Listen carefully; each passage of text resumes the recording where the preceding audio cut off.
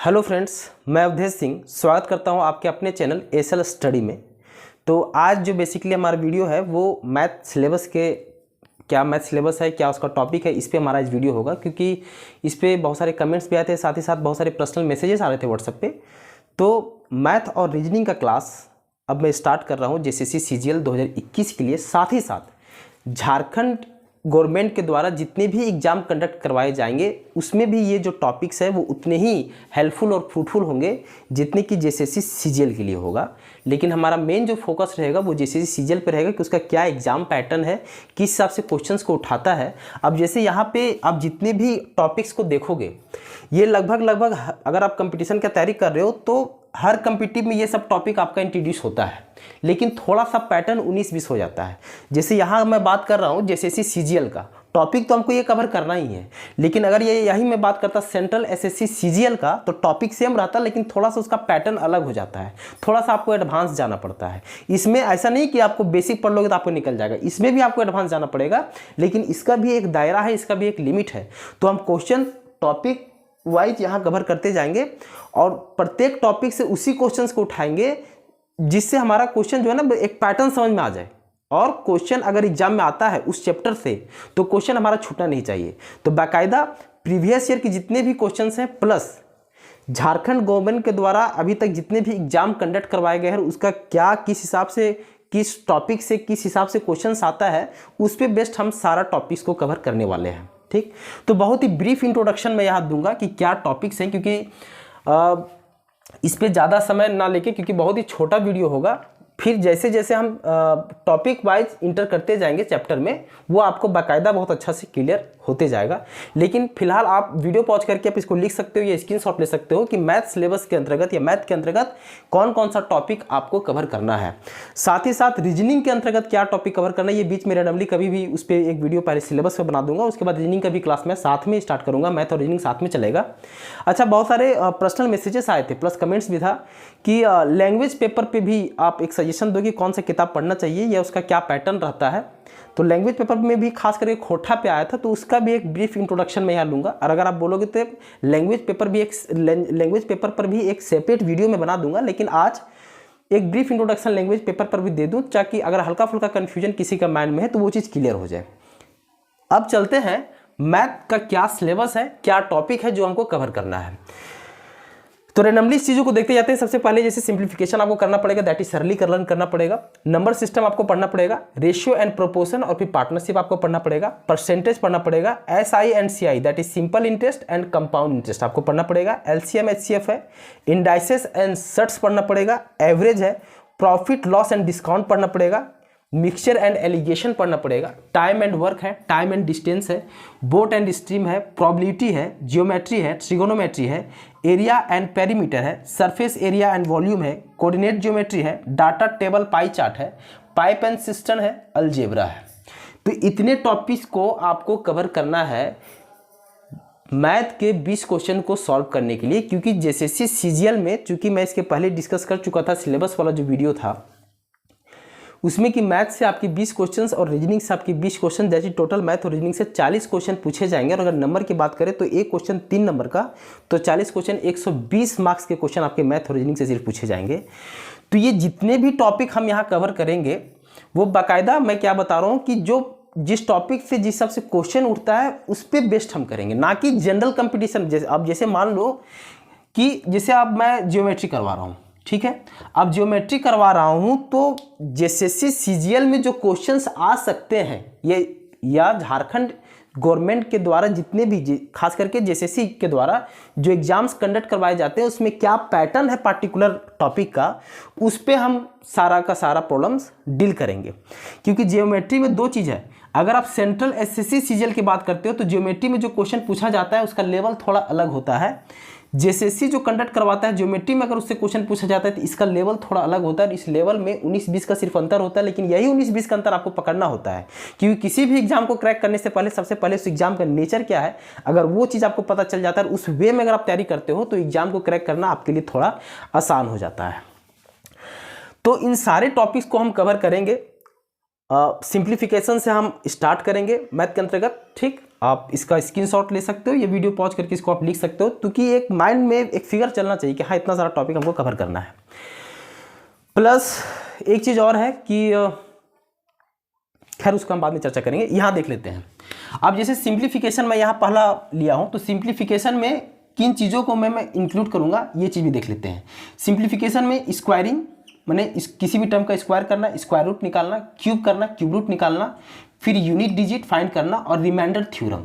Simplification के अंतर्गत इन 4 topics को भी हम कवर करेंगे, क्योंकि ये जो 4 टॉपिक्स है squaring, cubing, unit digit, remainder theorem, इसको भी मैं कहीं ना कहीं सिंप्लीफिकेशन का ही एक पार्ट मानता हूँ। तो इसके लिए मैं अलग इसको टॉपिक नहीं एक बना सकता, ये अलग चैप्टर इसको नहीं मान सकता कि रिमाइंडर थ्योरम एक अलग चैप्टर है या यूनिट डिजिट एक अलग चैप्टर है, क्योंकि ताम झाम वाला चीज़ या फिर आपको मैं सिर्फ एक शो कर दूँ और आपको भी एक भाष लगे, वो चीज़ नहीं है। ये जो 4 टॉपिक्स है, साथ ही साथ सिंप्लीफिकेशन के अंतर्गत कुछ और जो जनरल प्रॉब्लम्स होते हैं वो सारा का सारा हम सिंप्लीफिकेशन चैप्टर के अंतर्गत कवर करेंगे। और ये 4 टॉपिक मैं स्पेशली दिखाऊँ, स्क्वायरिंग, क्यूबिंग, यूनिट डिजिट और रिमाइंडर थ्योरम, इन 4 टॉपिक्स को भी मैं सिंप्लीफिकेशन चैप्टर के अंतर्गत ही कवर करूँगा। ठीक है। अब रीजनिंग पे है, तो जैसे कि रीजनिंग पे भी रैंडमली कभी एक उसका सिलेबस पे एक वीडियो हम बना देंगे।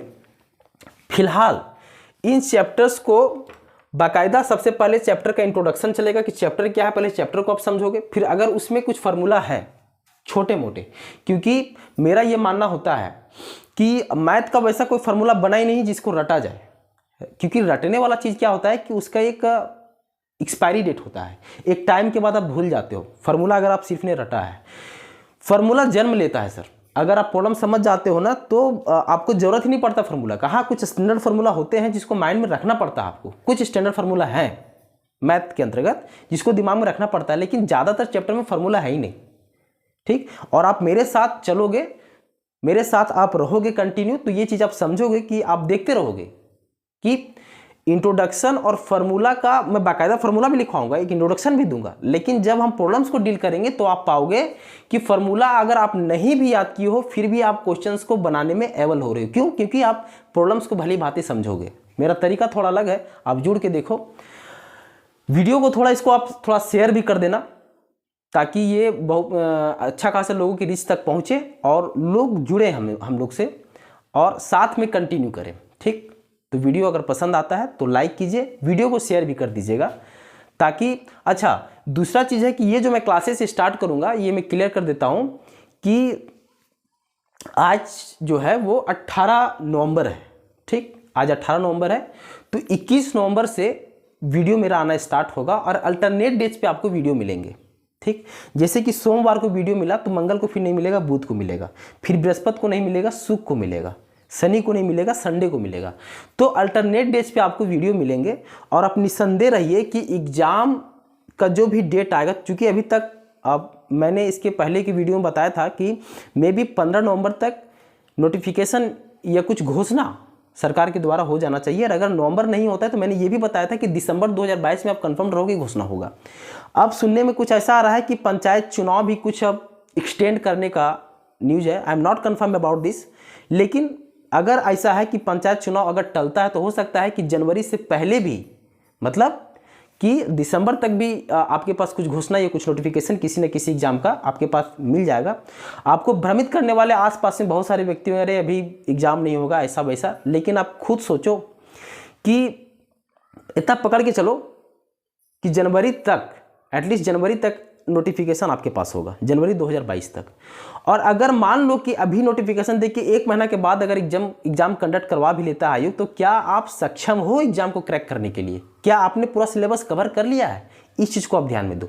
तो आप खुद पकड़ के चलो कि 2-3 महीना का समय, कम से कम 3 महीना 4 महीना का समय आपको मिलना चाहिए किसी भी एग्जाम में बैठने से पहले।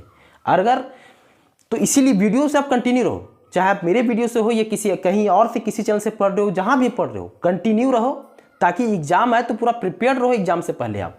और एग्जाम से 1 महीना पहले आप लगभग सेट उठ मार के पूरा एकदम कंप्लीट हो जाओ, कॉन्फिडेंस लेवल में एग्जाम में बैठो। ऐसा नहीं कि ये टॉपिक नहीं हो पाया, वो टॉपिक नहीं हो पाया, क्योंकि अभी टाइम है वो सारा चीज़ को कवर करने का, जो चीज़ आपका वीक पॉइंट है। अब जैसे मैथ के अंतर्गत इतने सारे टॉपिक्स लिए तो आपको हड़बड़ाना नहीं कि इसमें बहुत ज़्यादा समय लगेगा। हाँ, अगर मैं इसको पूरा डिटेलिंग में पढ़ाना चाहूँ तो 6 से 7 महीना का समय जरूर लगेगा, लेकिन इसको मैं कोशिश करूँगा कि 3 महीना में पूरा का पूरा, 3 महीना 2.5 से 3 महीना के बीच में पूरा ये टॉपिक मैं कवर कर दूं। अब ये मैं नहीं बोल सकता कि एक महीना में पूरा टॉपिक कवर कर दूंगा, क्योंकि एक महीना में अगर पूरा टॉपिक कवर करूंगा तो पढ़ाई भी वैसे ही होगा, आपको समझ में भी वैसे ही आएगा। लेकिन ऐसा भी नहीं कि 3 महीना में कर रहा हूं, 3 महीना में जितना भी मैं टॉपिक कवर करूंगा, जैसे कोई भी आप टॉपिक पकड़ लो, नंबर सिस्टम पकड़ लो, सिंप्लीफिकेशन पकड़ लो, रेशियो प्रपोर्शन पकड़ लो, परसेंटेज पकड़ लो, कोई भी टॉपिक जो हम करेंगे उस टॉपिक से क्वेश्चन आपका नहीं छूटेगा, ये मेरा गारंटी है। उस हिसाब से हम करेंगे। तो अप्रॉक्सीमेट 2.5 से 3 महीना का समय ले लो, क्योंकि हमको मैथ भी करना है, हमको साथ में रीजनिंग भी करना है, हमको साथ में जीएस भी करना है, हमको साथ में लैंग्वेज पेपर पे भी ध्यान देना है। ठीक, तो साथ साथ पैरेलल चलेगा। और अगर अभी से आप सीरियस हो पढ़ाई के प्रति तो 3 महीना के अंतर्गत या 3 महीना के अंदर अंदर आपका पूरा सिलेबस आपके हाथ में होगा, और एग्जाम में जब बैठोगे तो आपका कॉन्फिडेंस लेवल उसमें कुछ और होगा। ठीक, तो लोगों के भ्रमण में ना पड़े कि एग्जाम होगा नहीं होगा, अभी मत करो बाद में करो। अरे आप पहले तैयार तो हो जाओ एग्जाम के लिए। आपको युद्ध में जाना है तो पहले आप पौष्टिक आहार या फिर एक्सरसाइज करके वैसा दक्ष तो हो जाओ कि हाँ युद्ध में आप लड़ सको। आप दक्ष नहीं हो और युद्ध में आपको तलवार दे के भेज दिए, कोई मतलब नहीं है। तो पहले अपने आप को उस काबिल बनाओ कि एग्जाम, क्योंकि मैं बार बार बोल रहा हूं कि जनवरी 2022 तक 100% नोटिफिकेशन आएगा, और अगर पंचायत चुनाव एक्सटेंड होता है तो हो सकता है दिसंबर में भी आपको देखने को मिल जाए। तो कंटिन्यू रहो, वीडियो को शेयर करो, सारा टॉपिक्स हम कवर करेंगे। तो ये वीडियो बेसिकली मैं बना रहा था कि 21 तारीख से आपके पास वीडियो अवेलेबल होगा, मैथ का और रीजनिंग का, दोनों का। अल्टरनेट डेज में मेरा क्लास लूँगा मैं। अभी ऑनलाइन क्लास नहीं ले रहा हूँ, लेकिन कुछ टाइम के बाद ऑनलाइन क्लास भी मैं कंडक्ट करवाने के बारे में विचार करूँगा। फिलहाल ये वीडियो आपके यूट्यूब पे अवेलेबल होंगे, आप कभी भी देख सकते हो, उसको डाउनलोड कर सकते हो वीडियो को बार बार। अगर आपको ज़रूरत पड़ जाए, जबकि ज़रूरत मेरे हिसाब से नहीं पड़ेगा, अगर मैं पढ़ाऊँगा किसी भी टॉपिक को तो आपको ज़रूरत नहीं पड़ेगा कि फिर से आप प्ले करके देखो। लेकिन अगर ज़रूरत पड़ता है तो आप बार फिर से प्ले करके भी देख सकते हो। तो जस्ट एक इन्फॉर्मेशन के लिए था कि 21 नवंबर से मैथ का क्लास मैं जेएसएससी सीजीएल 2021 के लिए स्टार्ट कर रहा हूं। हो सके तो अपने दोस्त यारों के साथ इस वीडियो को शेयर भी कर दें। अब जो क्वेरी था लैंग्वेज पेपर को लेके कि लैंग्वेज पेपर में, अच्छा लैंग्वेज पेपर में भी किसका, खोरठा को लेके था कि खोरठा पे क्या सिलेबस है उसके बारे में। तो खोरठा में आप मान के चलो कि खोरठा में आपको ग्रामर नहीं पढ़ना है। ठीक, आपको सिर्फ साहित्य पढ़ना, उसमें भी क्या गद्य भाग, पद्य भाग, नाटक और फिर कुछ साहित्य और साहित्यकार से संबंधित कुछ प्रश्न आपके पास देखने को मिलेंगे।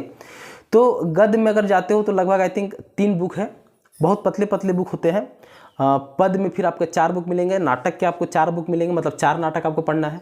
अच्छा गद्य में जैसे कि पहला पकड़ो इसे छैहर है, तो वो एक पतला सा बुक आता है, बहुत मोटा बुक नहीं आता, उसमें फिर आपके 10 कहानियाँ हैं।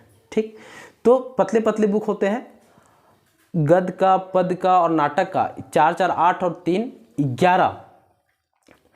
11 बुक अप्रॉक्सीमेट गद्य, पद और नाटक के लिए पकड़ के आप चल सकते हो। और फिर साहित्य और साहित्यकार, मतलब क्वेश्चन कैसा होगा कि कोई एक साहित्य का नाम दे दिया कि इसके साहित्यकार कौन है, तो उस पर क्वेश्चन हो सकते हैं। अच्छा मैं आपको कुछ बुक भी दिखा देना चाहता हूँ, जैसे ये है डाह का। ठीक है, डाह एक नाटक है जिसके राइटर है सुकुमार जी। तो ये पतले पतले बुक होते हैं, इसी तरफ से होंगे, जैसे कि एक मौनी फूल। ठीक है, ये पद भाग का एक बुक है। तो बहुत पतले पतले बुक होते हैं, कंप्लीट करना। आँखी गीत, ये छोटे छोटे बुक हैं, कंप्लीट करना बहुत बड़ा चीज़ नहीं है क्योंकि बहुत पतले होते हैं, तो इसको आप कर सकते हो। और अगर बढ़िया से आपका रिस्पॉन्ड मिलता है तो अगर आप बोलोगे पढ़ने का, आप खुद भी पढ़ सकते हो। लेकिन इस पर भी मैं चर्चा कर रहा हूँ कि अगर लैंग्वेज पे क्लास लिया जाए तो किस वे में लिया जाए, क्योंकि सिर्फ कहानी के वे में अगर आपके सामने मैं रिप्रेजेंट कर दूँ तो वो तो आप बुक से भी पढ़ सकते हो। तो वीडियो से अगर पढ़ रहे हो तो कुछ आपको एडवांस मिलना चाहिए, तो उस पर चर्चा कर रहे हैं। और अगर आपका सपोर्ट रहा तो लैंग्वेज पर भी क्लास हम लेंगे, लैंग्वेज का भी हम क्लास लेंगे और खोरठा का क्लास लेंगे खास करके। फिलहाल 21 तारीख से मैथ का वीडियो आपको मिलना स्टार्ट होगा। वीडियो अच्छा लगा तो वीडियो को शेयर करना ना भूलें। थैंक यू सो मच, मिलते हैं अगला वीडियो में, बाय बाय।